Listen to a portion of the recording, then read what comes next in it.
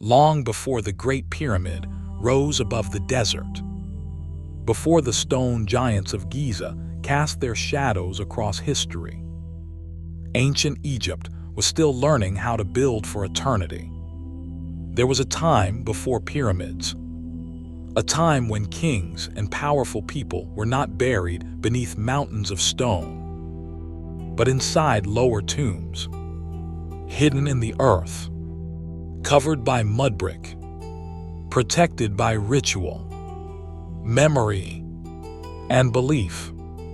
And now, a recent discovery in Middle Egypt may be giving archaeologists another glimpse into that forgotten age.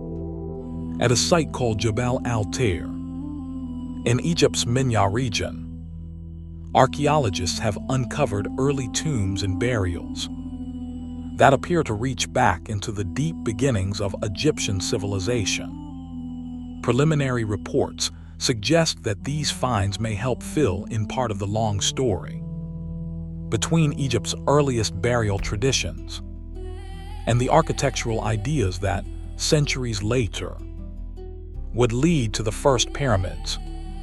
This does not mean the mystery of pyramid building has been solved. It does not mean one discovery changes everything overnight, but it may mean something just as fascinating. It may mean we are seeing one more missing step on the long road to the pyramids. So tonight, we are going back to the world before Giza, before colossal stone, before the age of the pyramid builders, to explore what these newly uncovered tombs may reveal about death, memory, power, and eternity. Because the pyramids did not rise from nowhere. They came from older ideas, older tombs, older rituals, and older dreams. The new discovery comes from Jabal al-Tayr, a site in Minya Governorate, along the Nile in Middle Egypt. This region has long been part of Egypt's deep historical landscape, and the newly reported tombs appear to include burial connected to some of the earliest phases of Egyptian civilization. Reports indicate that the site includes tombs from the Early Dynastic Period, as well as other burials from different eras. That suggests this area may have remained important as a funerary landscape for a very long time. That matters because in Egypt, cemeteries were not random. Burial places were often chosen, reused, reinterpreted, and remembered across generations. A landscape of the dead could remain meaningful for centuries. And when archaeologists uncover tombs in such a place, they are not simply finding old walls or broken objects. They are finding clues to how ancient Egyptians understood status, sacred ground, family, rulership, and the afterlife. What makes this discovery especially interesting is not just its age. It is the possibility that these tombs may preserve architectural ideas from a period before pyramids existed, or before they had taken the form we recognize today. When people hear the words ancient Egypt, most immediately picture the pyramids. But the pyramids were not the beginning. They were the result of a much longer evolution. And that is why discoveries like this matter. They may help illuminate the centuries when Egypt was still becoming Egypt, when kingship was taking shape, when the first state was forming, and when the monumental architecture of death was still developing.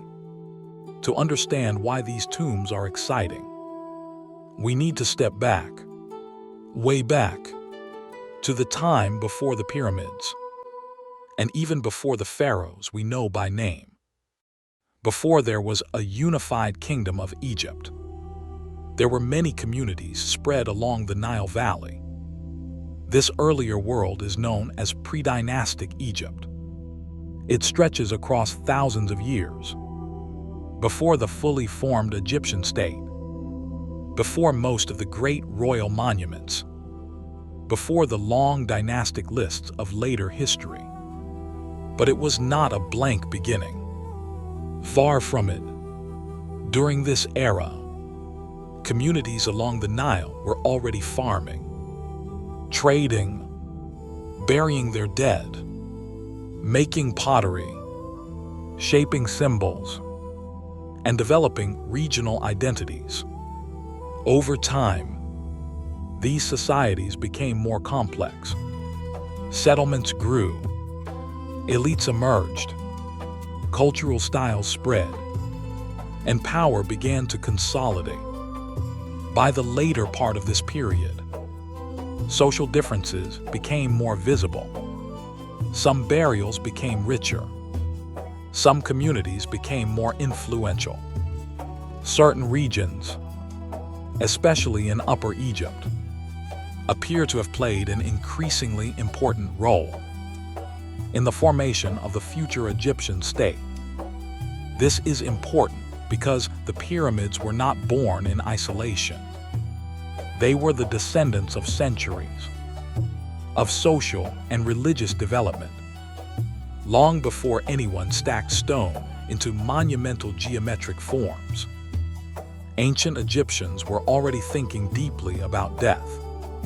Who deserved elaborate burial? What objects should accompany the dead? How should power continue after life? What kind of tomb expressed authority?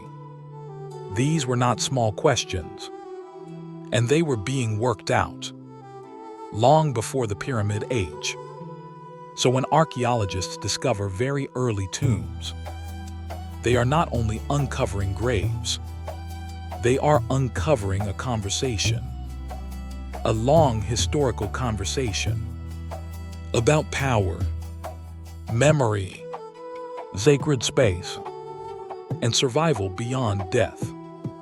And sometime around 3100 BC, that conversation entered a new phase, because Egypt became one kingdom. The Early Dynastic Period begins around 3100 BC and lasts until roughly 2686 BC. This is the age of the first two dynasties, the earliest chapter of dynastic Egypt. It begins with the unification of Upper and Lower Egypt into a single political entity, though that process was likely gradual, not sudden. Later tradition strongly linked this unification to early kings such as Narmer, and the famous Narmer palette remains one of the most powerful surviving symbols of that formative moment. With unification came stronger kingship, a more centralized state, and a clearer political identity. Egypt was becoming a kingdom, and as Egypt changed, so did its tombs. This is one of the most important points in the story. In the early dynastic period, tombs became more ambitious. The first dynasty kings were buried at Abydos, and their tombs show a dramatic leap forward in monumentality. That phrase matters. A leap forward in monumentality. In other words, burial architecture was becoming more powerful, more visible, more organized, and more connected to royal identity.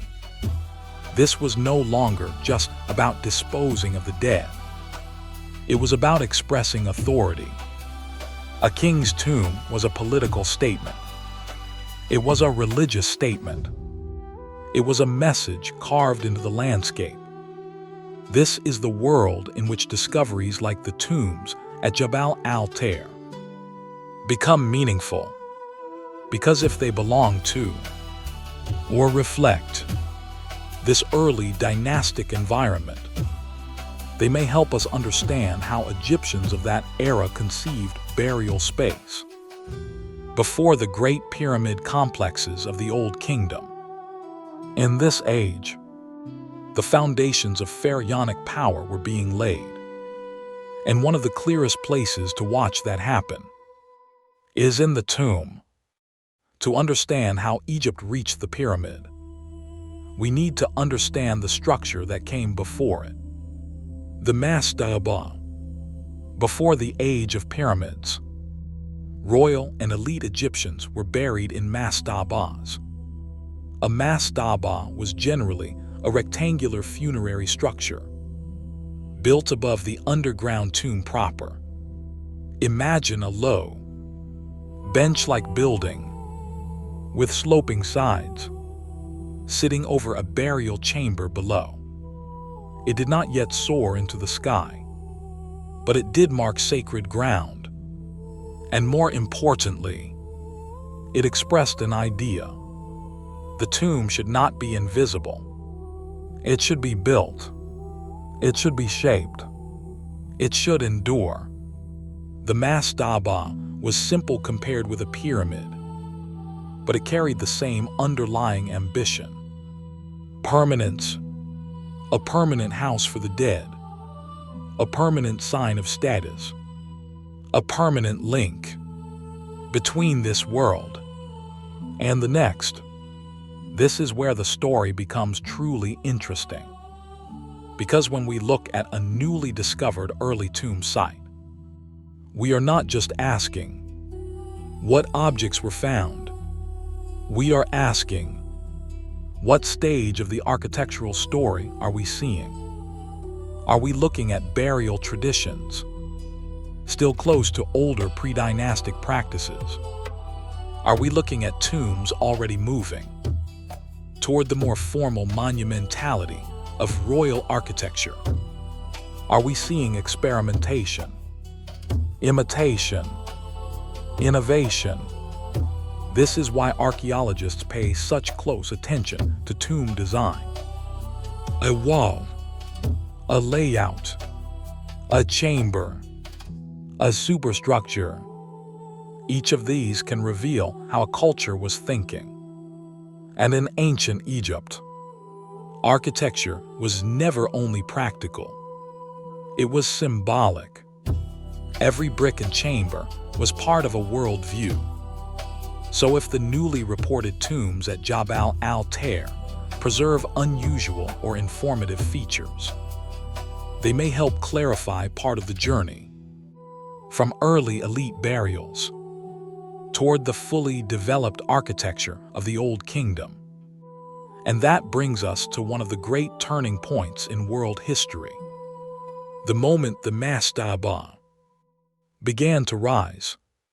By the time we reach the Old Kingdom, Egypt is no longer experimenting in the same quiet way.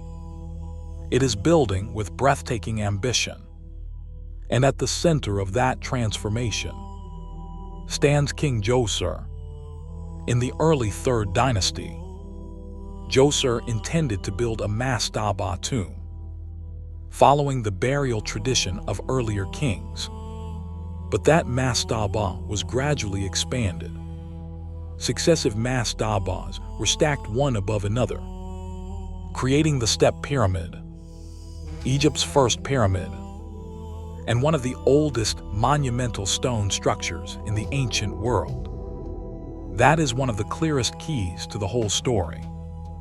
The first pyramid was not a bolt from the blue. It was an evolution, a transformation, a mastaba, becoming something more. And that is exactly why early tomb discoveries matter so much. Because if the step pyramid was not an isolated invention, then the world that came before it matters enormously. Every early tomb, every burial ground, every experiment in funerary form helps us better understand how Egypt moved. From low rectangular tombs to the rising symbolic geometry of pyramids. The step pyramid at Saqqara was revolutionary. But revolutions usually have roots. They begin in earlier habits, earlier forms, earlier needs. The genius of the pyramid was not only in its scale, it was in how it took an older burial tradition and magnified it into a statement of eternal kingship. Stone replaced impermanence. Height replaced low profile. Monumentality became unmistakable. And from there, Egyptian builders would continue developing the idea until later kings produced the true pyramids we now know from sites like Giza. But the road to Giza did not begin at Giza. It began in the centuries before. And that is the road these newly reported tombs may help illuminate. So what exactly makes this new discovery exciting? Not sensationally exciting, not rewrite all history exciting, but genuinely, seriously exciting. The answer is that early tombs help fill gaps. Ancient Egypt feels familiar to us because the pyramids are so famous. But the deeper story behind them is less visible to the public. The transition from pre-dynastic burial customs to early dynastic elite tombs to Old Kingdom royal monuments was not a simple straight line. It was a long process of change. That process involved politics, religion, state formation, craft skill, labor organization, ideas about the soul and the afterlife, and architecture. A tomb is where all of those things meet.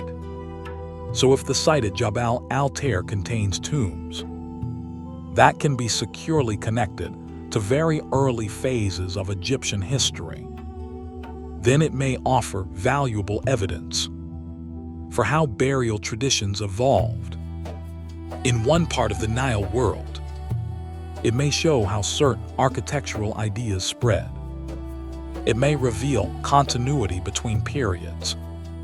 It may suggest that funerary landscapes in regions beyond the most famous royal centers were more complex and important than many casual viewers realize. And there is something else worth remembering.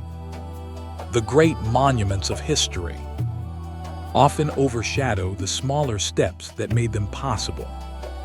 Everyone remembers the pyramid. Fewer remember the mastaba. Everyone knows Giza. Fewer know the burial traditions that came before it. But civilizations are not built only by their final masterpieces. They are built by long chains of experiments. The famous structure at the end of the story is only possible because of quieter structures at the beginning. In that sense, an early tomb can be as revealing as a pyramid, maybe not as visually overwhelming, but historically, sometimes even more intimate, because it lets us see a civilization in the act of becoming. When we look at the pyramids today, it is easy to imagine them as timeless, as though they appeared fully formed, already complete, already legendary. But history is rarely like that. Great monuments usually begin as smaller ideas, an older custom, a practical shape, a symbolic experiment. Then, over generations, those ideas grow. They are refined, expanded, reimagined, until at last, the world sees a masterpiece and forgets the centuries that led up to it. That is why discoveries like the tombs at Jabal al-Tayr matter. Not because they magically solve every mystery, not because they prove a grand theory, but because they may help us recover, part of the hidden staircase beneath history. The lower steps, the earlier forms, the forgotten architecture of becoming.